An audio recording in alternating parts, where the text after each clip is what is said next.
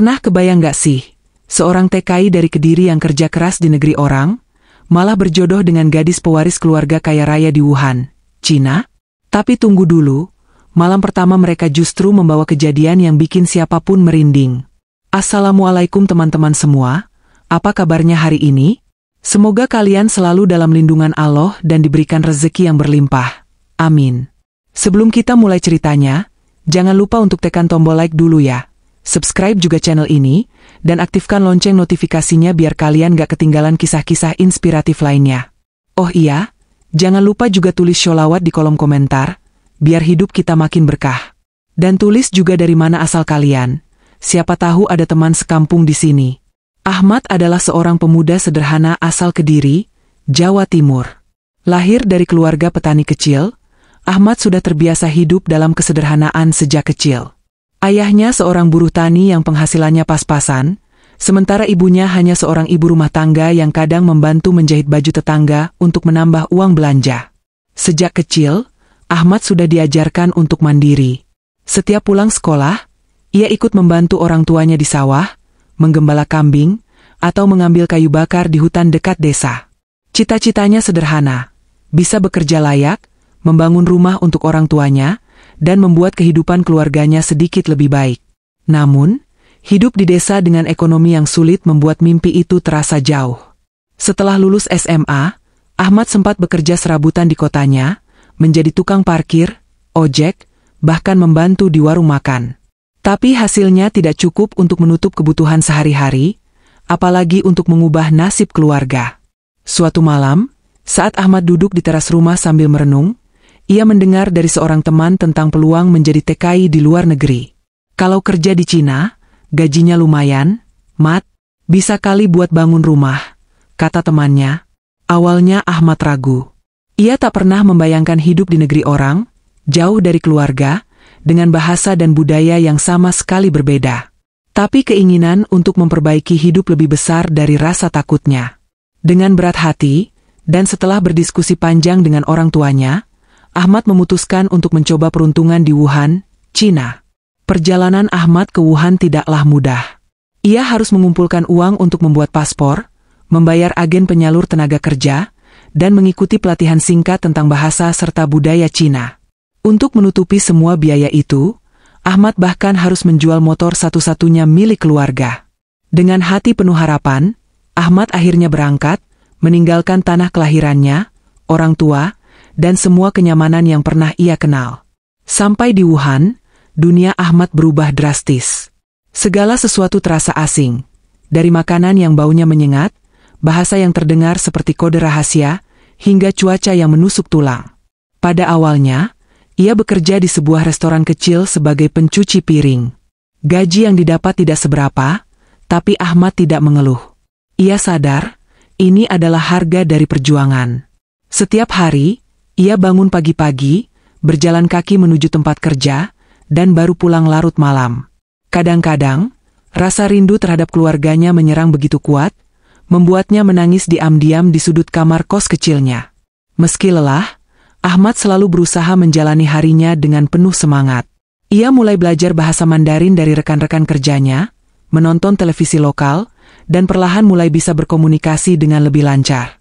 Kerja kerasnya membuatnya dipercaya oleh pemilik restoran. Ahmad mulai diberi tugas-tugas tambahan seperti melayani pelanggan, mengantar makanan, bahkan kadang membantu di dapur. Walaupun lelah, ia bangga karena bisa sedikit demi sedikit memperbaiki kemampuannya dan memperbesar peluang. Pada suatu malam musim semi, hidup Ahmad berubah tanpa ia sangka. Saat itu, Wuhan sedang mengadakan sebuah festival budaya di salah satu hotel mewah kota. Ahmad, yang bekerja paruh waktu sebagai pelayan tambahan, mendapat tugas membantu di acara itu. Ia mengenakan seragam formal, membawa nampan berisi minuman berkeliling di antara tamu-tamu elit yang berpakaian rapi dan berbicara dalam bahasa yang terdengar sopan dan elegan. Di tengah keramaian, mata Ahmad tertuju pada seorang gadis muda yang berbeda dari tamu lainnya. Ia mengenakan gaun sederhana berwarna putih gading, dengan rambut hitam panjang terurai rapi. Senyumnya lembut, matanya bersinar teduh. Ia tidak banyak berbicara, lebih sering tersenyum sopan kepada orang-orang yang menyapanya. Entah mengapa, Ahmad merasa ada sesuatu yang berbeda dari gadis ini. Ia terlihat begitu sederhana, tapi ada aura kuat yang membuat semua orang di sekitarnya menghormatinya. Tak lama kemudian, Ahmad diberi tugas mengantar minuman ke meja gadis tersebut. Dengan gugup, ia mendekat. Gadis itu menyambutnya dengan senyuman ramah, membuat Ahmad terkejut. Biasanya, tamu kaya seperti ini cenderung cuek atau malah meremehkan pelayan sepertinya. Tapi tidak dengan dia. Dengan bahasa Mandarin yang lembut, gadis itu mengucapkan terima kasih kepada Ahmad, bahkan menanyakan apakah ia lelah bekerja malam itu. Percakapan singkat itu menjadi awal dari perkenalan mereka. Nama gadis itu adalah Li Xiuying. Tanpa Ahmad sadari, Ying adalah putri tunggal dari salah satu taipan properti terbesar di Wuhan. Tapi berbeda dengan stereotip gadis kaya pada umumnya, Ying sangat rendah hati. Ia sering menyelinap dari acara keluarga untuk berinteraksi dengan orang biasa, mencari teman yang benar-benar tulus, bukan hanya mendekatinya karena kekayaan keluarganya. Setelah pertemuan pertama itu, Ahmad dan Ying sering bertemu secara tidak sengaja. Kadang saat Ahmad mengantar makanan ke rumah keluarga Ying, kadang saat ia membantu membersihkan venue acara di mana Ying juga hadir. Setiap kali bertemu, Ying selalu menyempatkan waktu untuk menyapa Ahmad, bertanya kabarnya, dan memberikan senyum yang menenangkan. Ahmad, yang biasanya kaku saat berbicara dengan orang asing, merasa nyaman berbicara dengannya. Hubungan mereka perlahan berkembang. Meskipun mereka berasal dari dua dunia yang sangat berbeda, Ahmad dan Ying menemukan banyak kesamaan. Keduanya sama-sama suka musik tradisional, sama-sama mencintai alam, dan sama-sama percaya bahwa kebahagiaan tidak selalu ditentukan oleh materi. Ahmad selalu kagum dengan kecerdasan dan kerendahan hati Ying, sementara Ying kagum dengan ketulusan dan kerja keras Ahmad. Di balik semua itu, Ahmad tetap menyimpan keraguannya. Ia sadar betul siapa dirinya.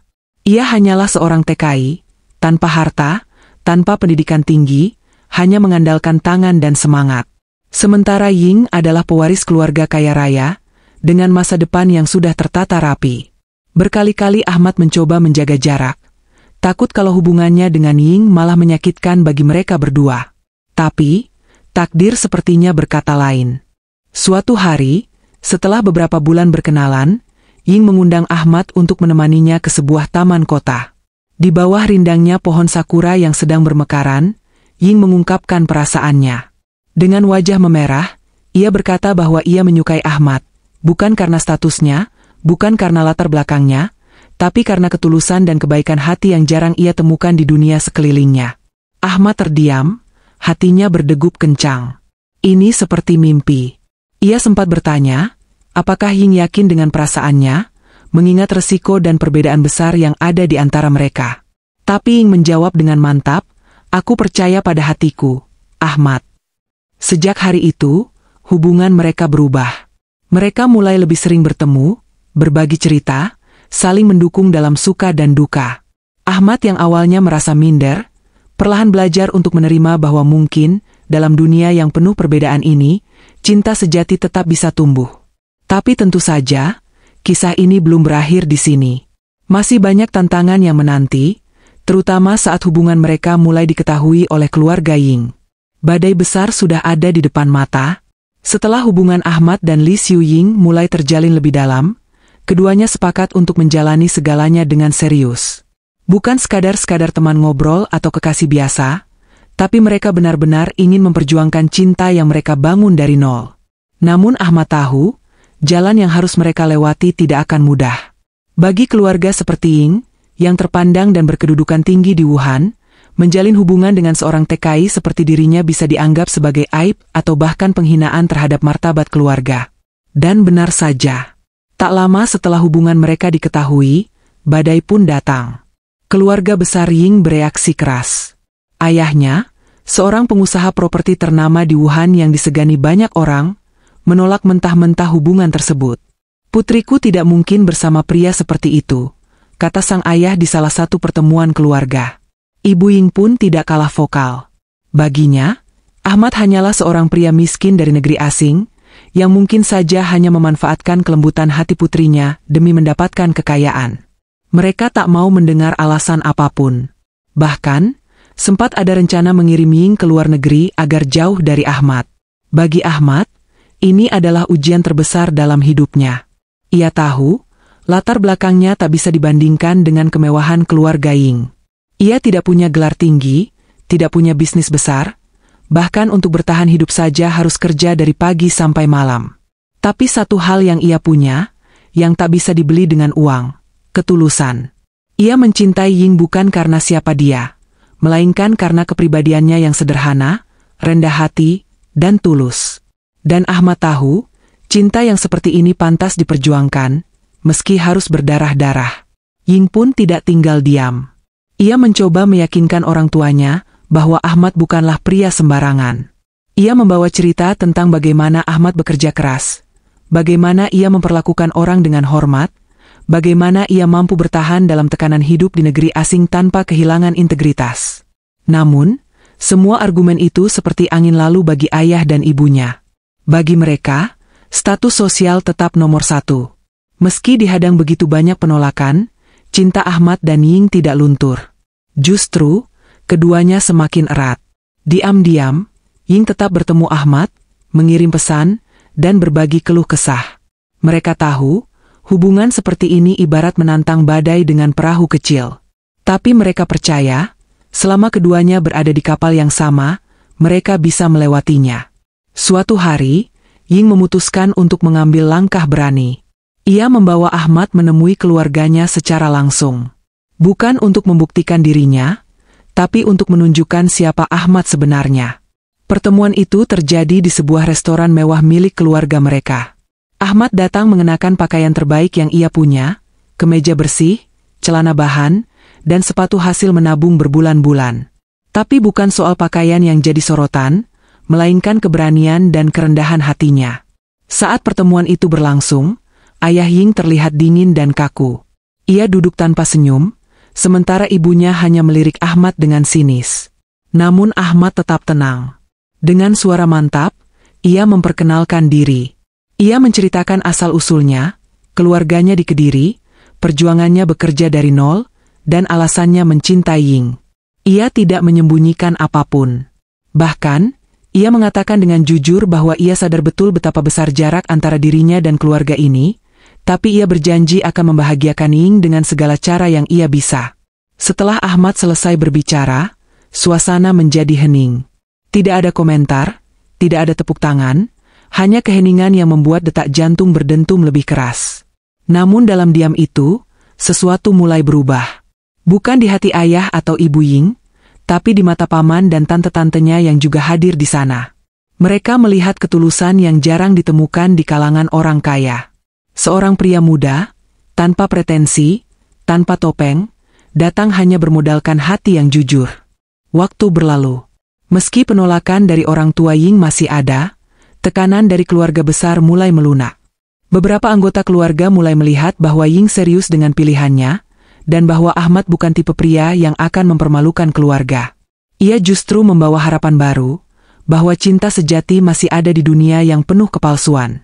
Akhirnya, setelah melewati perdebatan panjang, isak tangis, dan doa yang tak terhitung jumlahnya, orang tua Ying menyerah.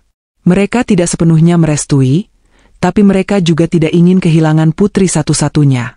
Dengan berat hati, mereka memberikan izin agar hubungan itu dilanjutkan. Syaratnya, Ahmad harus membuktikan bahwa ia layak, bukan dalam hal kekayaan, tapi tanggung jawab dan keseriusan. Dan Ahmad menjawab tantangan itu dengan tindakan, bukan janji. Ia mulai bekerja lebih keras lagi. Ia mengambil 2 pekerjaan sekaligus. Siang hari di restoran, malam hari membantu di dapur hotel. Ia belajar bahasa Mandarin lebih dalam, bahkan mengikuti kelas daring tentang manajemen bisnis kecil. Semua itu ia lakukan bukan untuk pamer, tapi untuk menunjukkan bahwa ia benar-benar siap membangun masa depan bersama Ying. Setahun kemudian, hubungan mereka bukan lagi rahasia. Ahmad dan Ying mulai tampil bersama di beberapa acara keluarga, bahkan sempat diwawancarai oleh media lokal sebagai pasangan berbeda dunia yang mencuri perhatian. Banyak orang mengagumi keteguhan hati mereka. Ahmad, si TKI dari Kediri, dan Ying, si pewaris tahta bisnis Wuhan, 2 nama yang tampak tak mungkin bersatu, kini menjadi simbol cinta yang tulus. Puncaknya, pada musim gugur yang indah, mereka menikah. Pernikahan itu diadakan di taman terbuka milik keluarga Ying, dengan konsep sederhana namun elegan. Ahmad berdiri dengan gagah mengenakan jas hitam, sementara Ying tampil anggun dalam gaun tradisional perpaduan budaya Tionghoa dan Jawa. Tamu-tamu berdatangan dari berbagai penjuru kota, bahkan beberapa pejabat hadir karena ayah Ying memiliki koneksi luas. Tapi Ahmad tetap rendah hati. Ia tak merasa bangga karena status barunya, tapi bersyukur karena bisa memegang tangan perempuan yang ia cintai di depan dunia. Di antara tamu undangan, tampak ayah dan ibu Ahmad duduk di barisan depan. Mereka tampak haru, tak menyangka putra mereka bisa sejauh ini. Dari sawah kecil di Kediri, kini Ahmad berdiri di pelaminan megah di Wuhan. Air mata bahagia membasahi pipi sang ibu, sementara sang ayah hanya bisa tersenyum lirih sambil berbisik, "Anakku sudah jadi orang." Acara pernikahan berlangsung hikmat. Tidak ada kemewahan berlebihan, tapi semuanya terasa hangat dan penuh cinta. Setelah akad dan resepsi selesai, Ahmad dan Ying masuk ke kamar pengantin mereka. Hari itu, mereka bukan lagi dua orang dari dunia berbeda, tapi satu kesatuan. Pasangan suami istri yang telah melewati badai demi badai untuk sampai di titik ini. Namun, kebahagiaan mereka malam itu tidak berlangsung seperti yang dibayangkan banyak orang. Di balik senyum lembut Ying dan pelukan hangat Ahmad, sebuah rahasia besar akhirnya terungkap, rahasia yang akan menguji kekuatan cinta mereka sekali lagi. Malam itu, setelah pesta pernikahan yang penuh haru dan bahagia, Ahmad dan Ying akhirnya memasuki kamar mereka. Sebuah ruangan sederhana yang dihias cantik, dengan lilin-lilin kecil menyala lembut, bunga mawar segar menghiasi meja dan ranjang, serta aroma harum rempah mengisi udara. Ahmad menatap Ying, wanita yang kini resmi menjadi istrinya. Hatinya dipenuhi rasa syukur, cinta, dan sedikit ketegangan. Ia tahu, malam ini bukan hanya tentang dua insan yang bersatu, tapi juga tentang dua dunia yang akhirnya menjadi satu. Ahmad duduk di sisi ranjang, memandang Ying yang duduk bersimpuh dengan wajah menunduk malu.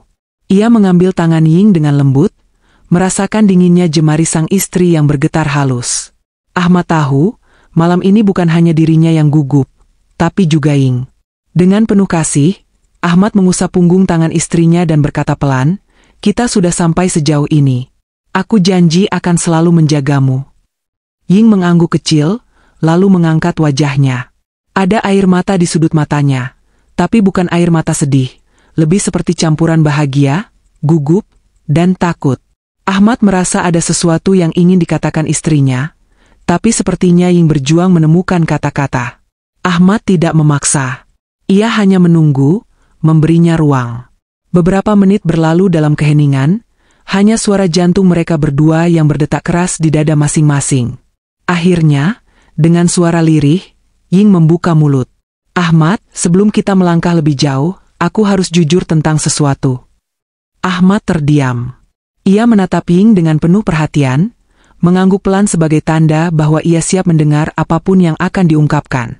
Aku sebenarnya..." Ying menarik napas panjang, mencoba mengumpulkan keberanian. "Aku tidak seperti wanita lain pada umumnya. Aku lumpuh dari pinggang ke bawah." Dunia Ahmad seolah berhenti berputar sejenak. Kata-kata itu menggantung di udara, berat dan nyaring. Ahmad menatap Ying, mencoba memahami apa yang baru saja didengarnya. Lumpuh? Ahmad memandangi istrinya, mencari tanda-tanda yang selama ini mungkin ia lewatkan. Tapi Ying terlihat begitu normal, begitu kuat, begitu hidup. Bagaimana mungkin? Melihat keterkejutan di wajah Ahmad, Ying buru-buru menjelaskan. "Aku menderita cedera tulang belakang sejak kecelakaan mobil 5 tahun lalu. Aku menjalani terapi bertahun-tahun untuk bisa duduk, berdiri, bahkan bergerak seperti orang biasa. Tapi sebenarnya, aku tidak bisa merasakan apa-apa dari pinggang ke bawah. Semua gerakanku hanya karena latihan otot dan alat bantu kecil yang tersembunyi di dalam bajuku." Ying menghapus air mata yang mulai mengalir di pipinya. "Aku takut memberitahumu lebih awal. Aku takut kamu akan meninggalkanku. Aku takut kamu berpikir aku tidak pantas untukmu." Ahmad masih terdiam, memproses semua ini. Dalam hatinya, ribuan pertanyaan berkelebat. Mengapa Ying tidak pernah mengatakannya sebelumnya? Kenapa baru sekarang, setelah mereka menikah? Tapi di balik semua itu, ada perasaan yang jauh lebih besar, kasih sayang. Ahmad menggenggam kedua tangan Ying dengan erat.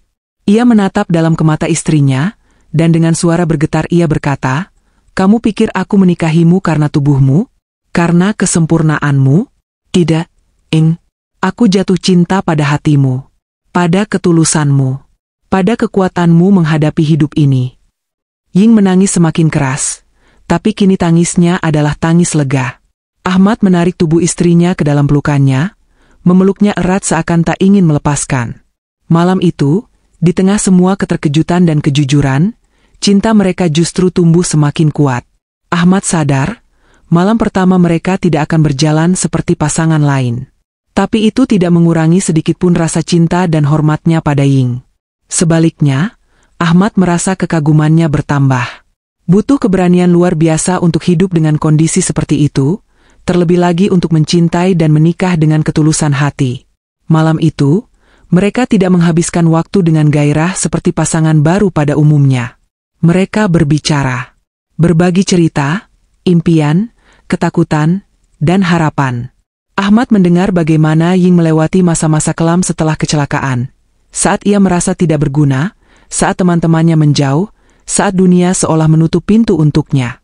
Ying bercerita bagaimana ia berjuang untuk belajar berdiri kembali, bukan untuk dunia, tapi untuk dirinya sendiri. Ahmad pun membagikan kisah hidupnya. Tentang kerasnya hidup di desa, tentang kerja keras tanpa jaminan masa depan, tentang rindu yang harus dipendam untuk keluarga. Mereka saling membuka diri, tanpa topeng, tanpa rahasia lagi. Dan dalam keterbukaan itulah, mereka menemukan kedalaman cinta yang tidak pernah mereka bayangkan sebelumnya. Keesokan paginya, Ahmad bangun lebih awal. Ia memandangi Ying yang masih tertidur dengan wajah damai. Di dalam hatinya, Ahmad berjanji, ia akan menjadi suami yang bukan hanya mencintai, tapi juga melindungi dan membahagiakan istrinya, apapun kondisi Ying. Hari-hari berikutnya tidak selalu mudah. Ada tantangan-tantangan baru yang harus mereka hadapi bersama. Perjalanan bulan madu mereka harus disesuaikan dengan kondisi Ying. Ahmad belajar membantu Ying dengan penuh kesabaran. Dari membantunya berpindah kursi, hingga memahami batasan fisik yang harus mereka hormati. Tapi semua itu tidak terasa berat. Karena Ahmad melakukannya dengan cinta, bukan paksaan. Ketika kembali ke Wuhan, Ahmad mulai mengambil peran lebih aktif dalam bisnis kecil yang diberikan oleh keluarga Ying. Dengan kerja keras dan dukungan Ying, usaha itu berkembang pesat. Ahmad membuktikan bahwa ia bukan hanya pasangan Ying dalam cinta, tapi juga dalam hidup dan kerja keras. Masyarakat sekitar yang semula meragukan Ahmad pun mulai melihatnya dengan rasa hormat. Ia bukan sekadar TKI beruntung yang menikahi pewaris kaya, tapi pria sejati yang membuktikan dirinya lewat tindakan, bukan kata-kata. 5 tahun berlalu. Ahmad dan Ying menjalani hidup bahagia meski tanpa kehadiran anak. Mereka memutuskan untuk mengadopsi 2 anak yatim dari panti asuhan, memberikan kasih sayang yang tulus tanpa syarat. Bagi Ahmad dan Ying, keluarga bukan soal darah, tapi soal hati. Kini, di usianya yang ke-30, Ahmad sering duduk di teras rumah mereka di Wuhan, memandang Ying yang sedang tersenyum sambil membacakan cerita untuk anak-anak mereka. Hatinya dipenuhi rasa syukur. Semua perjuangan, air mata, dan rasa sakit dulu, kini terasa sepadan. Ahmad tahu, hidup tak selalu memberikan apa yang kita inginkan. Tapi jika kita mau berjuang, menerima, dan mencintai tanpa syarat, hidup bisa memberikan lebih dari yang kita bayangkan. Dan semua itu berawal dari malam pertama yang penuh kejujuran. Itulah kisah luar biasa Ahmad, TKI asal Kediri yang membuktikan bahwa cinta sejati itu memang ada. Gimana menurut kalian? Tulis pendapatmu di kolom komentar ya. Sampai jumpa di kisah inspiratif berikutnya. Wassalamualaikum warahmatullahi wabarakatuh.